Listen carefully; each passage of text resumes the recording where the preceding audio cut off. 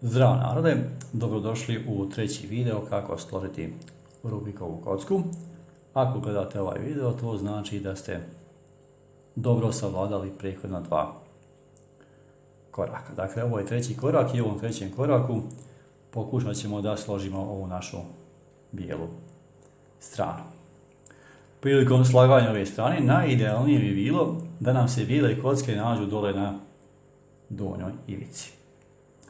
Međutim, to neće biti uvijek slučaj. Recimo, nekad će vam se pojaviti da zadnju kocku koju treba da složite da je na gornjoj ivici.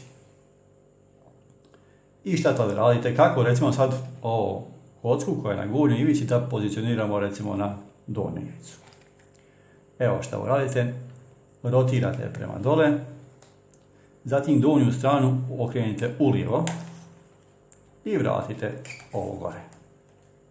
I sad nam je ta bijela kocka dole. Kako sad riješiti ovaj slučaj? Ovu bijelu kocku koja je dole treba pozicionirati na neko od praznih polja. Dobro, sad su kod nas sve prazna polja. Ali recimo da je samo ova gdje je zelena prazno polje.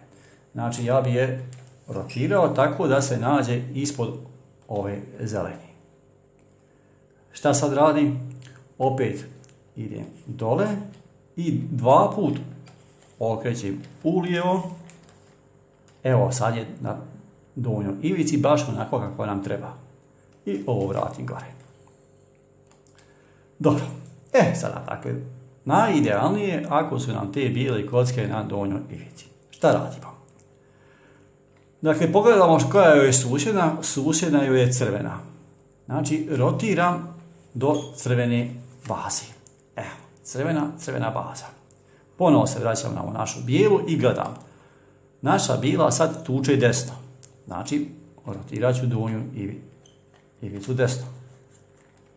Ovako stvara kocka. Pa. Kad sam to uradio, pošto sam rotirao desno, spuštam lijevu ivicu dole.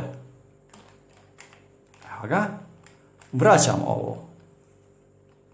I vraćam gore. Odlično. Sad opet gledam da li imam dole bijeli kocki. Evo, imam jednu. Susjedna joj je zelena, ona je baš na bazi. I ova tuče desno, znači i nju ću vući desno. Pošto sam vukao desno, spuštam lijevu ivicu, vraćam ovu kocku nazad i vraćam ovo gore. Sad opet gledam da li imam bijeli kocki, nemam više bijeli kocki.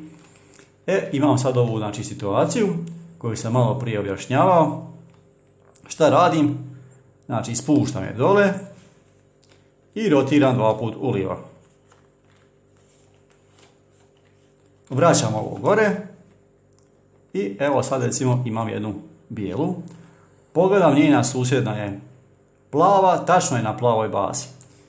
I ona tuče, potrebno se da sve tuku desno, da tuče lijevo, rotirao bi lijevo i spuštao desnu ivicu. Pošto tuče desno, rotirat ću desno, spuštam lijevu ivicu, vraćam i idemo gore. Sad gledam da li imam bijelih, nemam, imam bijelu samo ovdje. Šta treba da radim? Treba da je pozicioniram ispod praznog polja. Ona je baš tako i pozicionirana. Znači, spuštam dole, rotiram dva puta ulijevo i idem gore. Gledam koja je susjedna. Susjedna je narančasta. Znači, vučem do narančaste baze. Evo, narančasta. Gledam gdje tuče, naša bijela tuče desno. Potrebno se da se sve tuku desno. U ovom videu ja kažem da tuče lijevo, onda bi rotirao ulijevo i spuštao desnu ivicu. Pošto tuče desno, znači rotirat ću desno, spuštam lijevu ivicu, pošto sam rotirao desno, je tako? Vraćam i dižem gore. I evo, sklopili smo savršenu bijelu boju. Šta to znači savršenu bijelu boju? Pa vidite, ako nam je ovdje plava baza i ovaj rez sve mora biti plave boje.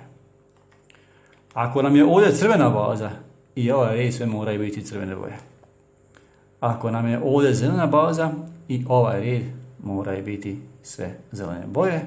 I ako nam je ovdje narančasta baza, i ovaj red sve mora biti narančaste boje. Znači, uspješno smo sastavili bijelu stranu. To bi bilo sve za treći korak. Vidimo se u četvrtom koraku kada ćemo podešavati ove bočne kocke. Do tad puno pozdrava.